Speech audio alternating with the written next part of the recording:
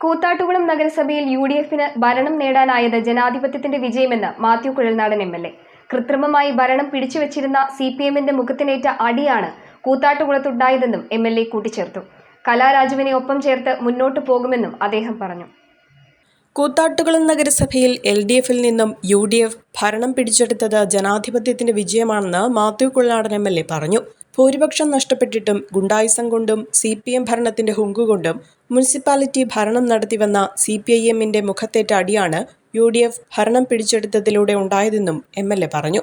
ഭൂരിപക്ഷം നഷ്ടപ്പെട്ടിട്ടും കൃത്രിമമായി അല്ലെങ്കിൽ അധികാരത്തിന്റെ ഹുങ്കുകൊണ്ട്, ധിക്കാരം കൊണ്ട്, ദാസ്യം കൊണ്ട്, ഗുണ്ടായിസം കൊണ്ട് ഒരു കൗൺസിലിലെ അധികാരം ബലമായി പിടിച്ച് വെച്ചിരുന്ന ഒരു മുനിസിപ്പൽ കൗൺസിൽ, അതിന് ഒത്താശ പാടിയിരുന്ന CPM പാർട്ടിയും അതിന് കൂടെ പിടിച്ചിരുന്ന മുഖ്യമന്ത്രി നിയമസഭയിലടക്കം അതിനെ ന്യായീകരിച്ച് പറഞ്ഞാണ്.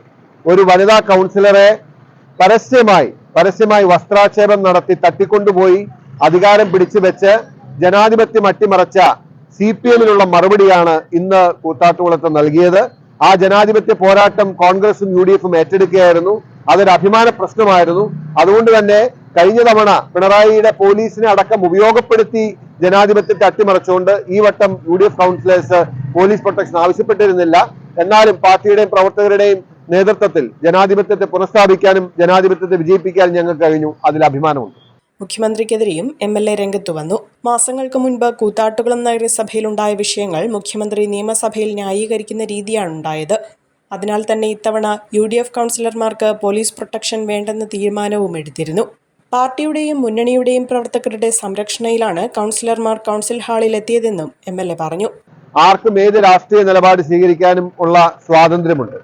CPMനോടൊപ്പം പ്രവർത്തിച്ച ഒരാൾക്ക് നാളെ കോൺഗ്രസിനൊപ്പം പ്രവർത്തിക്കാൻ പാടില്ല എന്ന് എവിടെയും പറഞ്ഞിട്ടില്ല. ഞങ്ങൾ ആരും ബലമായോ അല്ലെങ്കിൽ ഏതെങ്കിലും രീതിയിൽ സ്വാധീനിച്ചോ പ്രലോഭിപ്പിച്ചോ കൊണ്ടുവന്നതല്ല. കലാരാജു അവരുടെ സ്വന്തം അനുഭവങ്ങളുടെ വെളിച്ചത്തിൽ CPM എന്ന ജീർണിച്ച പാർട്ടിയുടെ രാഷ്ട്രീയം അല്ലെങ്കിൽ ആ ജീർണതയുള്ള രാഷ്ട്രീയത്തിൽ നിന്നും അവർ സ്വയം മോചനം നേടി പുറത്തേക്ക് വന്നതാണ്. അവർ UDFനൊപ്പം ചേർന്നു. അവർ കോൺഗ്രസിൽ പ്രവർത്തിക്കാൻ താല്പര്യപ്പെട്ടു വന്നാൽ 100% ഞങ്ങളെ സ്വാഗതം ചെയ്ത് ഞങ്ങളെ ചേർത്ത് പിടിക്കും. CPIM വിട്ട് UDFനൊപ്പം ചേർന്ന കലാരാജുവിനെ ഏത് വിധേനയും സംരക്ഷിക്കുമെന്നും പ്രതിസന്ധികൾക്കിടയിലും തളരാതെ നിന്ന് പോരാടിയ കലാരാജുവിനെ അഭിനന്ദിക്കുന്നതായും മാത്യു കുഴൽനാടൻ MLA പറഞ്ഞു. ആരെയും കൊതിയോടെ ഉണർത്തുന്ന ഹൈസയുടെ രുചിയും മണവും ഇനി നിങ്ങളിലേക്കും.